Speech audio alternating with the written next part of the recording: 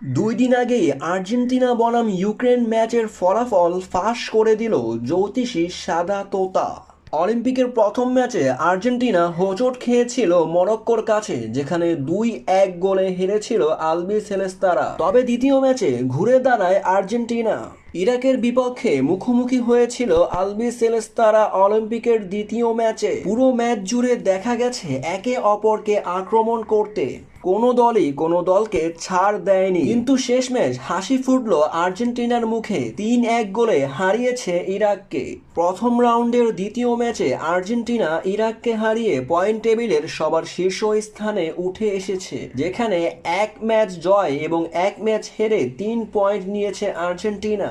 অন্যদিকে ইউক্রেন এক ম্যাচ খেলে পরাজিত হয়ে গ্রুপের তলানিতে আছে। তবে পরবর্তী রাউন্ডের লড়াইয়ে আর্জেন্টিনাকে হারাতেই হবে ইউক্রেনকে। অলিম্পিকের এই ম্যাচের 2 দিন আগেই ফলাফল ফাঁস করে দিল সাদা তোতা, যেখানে দুই দেশের পতাকা রাখা হলে সাদা তোতাটি আর্জেন্টিনাকেই বেছে নেয়। অলিম্পিকের স্বর্ণ পদক কি এবার আর্জেন্টিনাই পেতে যাচ্ছে?